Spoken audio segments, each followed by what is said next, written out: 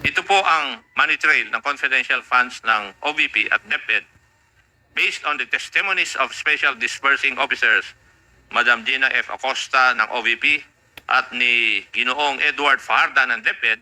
The money trail of the confidential funds for both agencies looked exactly the same.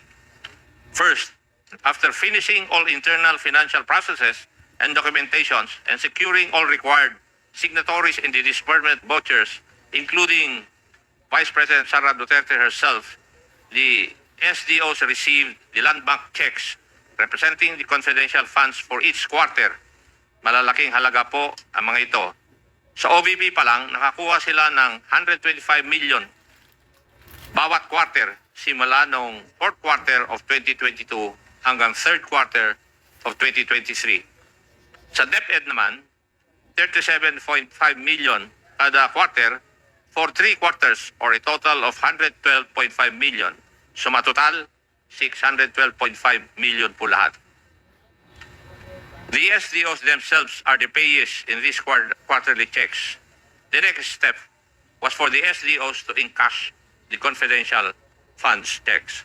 Sabi po ni SDO Edward Fajarda, pina-encash po niya ang bawat isa nung tatlong 37.5 million checks sa Land Bank Dex branch, cold cash. Nilalagay sa 2 duffel bags at isang backpack ang cash. May kasama raw siya noong 3 beses na yon, nakilala niya lamang bilang Alan. Matapos mag-encash, dinala niya ang cash sa kanyang opisina sa DepEd. Sabi naman ni SDO Gina Acosta, para sa OVP confidential funds worth 125 million per quarter, pinapa-encash niya ang bawat cheque sa Land Bank Shaw Boulevard branch. Kasama niya si Assistant Chief of Staff Lemuel Ortonio at 2 di mapangalanan driver sa pagpapa-encash ng bawat cheque. 4 na beses, nilalagay raw nila ang 125 million cash sa 4 na duffel bags. Pareho sinabi ni Acosta at Ortonio na mula sa Land Bank at pumunta na sila sa opisina ni Madam Gina Acosta sa Office of the Vice President. As if it was all planned and orchestrated or part of a common design, both SDO Acosta and Fajarda said that the Vice President directly instructed them to hand over the cash representing the confidential funds to certain security officers. For DepEd, may itinalaga raw si Colonel Raymond Lachica, ang head ng Vice Presidential Security and Protection Group, ng isang security officer na nangangalang Colonel Dennis Nolasco, kung saan weekly nagbibigay ng pondo si SDO Fajarda amounting to 4 to 6 million per week.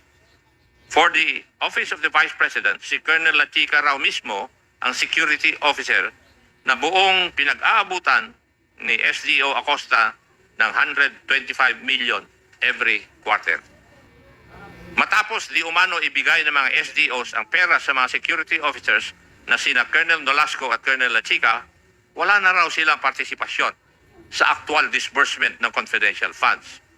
Wala silang ibang basehan sa kung anong nangyari sa pondo, kundi sa pamamagitan ng mga accomplishment reports na kailangang ihanda at isumite para sa liquidation ng confidential funds. Malinaw po sa kwento ng mga SDOs na hindi sila ang nag-disburse o nagbayad ng payments to the informants and other supposed payees ng confidential funds. Naturalmente, hindi rin sila ang gumagawa ng accomplishment reports kasi wala silang kaalaman kung paano nagasta ang pera ng bayan. Ito po ang parehong sinabi sa hearing ni na SDO Acosta at SDO Fajarda. Sabi, wala po akong alam sa pag-implement po ng confidential activities dahil po hindi ko po iyan in line sa aking pinag-aralan. Your Honor, hindi po kasi ako ang expert diyan. Si Colonel Nolasco po, siya po kasi ang gumawa niyan. Ito po yung mga sagot ng ating mga resource persons noong mga hearing. It is also being made to appear that the acknowledgement receipts or the documentary evidence of payments, o tawag natin ay DEPS, supposedly also came from these security officers. Hindi po malinaw para sa akin ang kwento nila kung kailan inaabot sa kanila ng security officers ang acknowledgement receipts. Pero ang malinaw po sa mga AOMs ng COA na hindi sinubmit ang mga acknowledgement receipts kasabay ng kanilang mga liquidation reports. Mukhang parati na lang afterthought ang pag-submit ng acknowledgement receipts sa COA. Ito ay sinubmit kasabay ng mga letter response na pirmado ni Atty. Poa para sa DepEd at para sa OVP ni na Atty. Lopez and Ginoong Ontorio. Sila nag-submit ng acknowledgement receipts sa COA. Isa pong obserbasyon sa mga revelations na ito ng mga SDOs at mga ibang opisyal at dating opisyal ng DepEd at OVP, tila ba sinasaya tayong nililito, nililigaw at pinapagulo ang narrative sa kung ano ba talaga ang nangyari sa OVP at DepEd confidential funds. Kung inyong matatandaan, nung una ay sinabi nilang tanging ang mga SDOs lamang ang may kaalaman sa disbursement ng confidential funds. Ngunit nang magpakita na ang mga SDOs sa committee hearings at tinanong sila, wala din daw silang alam sa mga detalye patungkol dito sa mga confidential funds. Lahat po sila ay nagtuturuan. Pero sino nga ba pumirma sa mga accomplishment report at certification? Ang mga SDOs at si Vice President Sara Duterte. Kung totoo ang sinabi ni na SDO Acosta at Farda, malinaw na ito'y paglabag sa Joint Circular 2015-01 o ang guidelines sa paggamit at pag-audit ng confidential at intelligence funds na tila ginamit lamang sila bilang middlemen o pass-through ng pondo. Nananatiling misteryoso at tago kung saan talaga napunta ang confidential funds. Isang butas sa guidelines na dapat tugunan sa pamamagitan ng batas.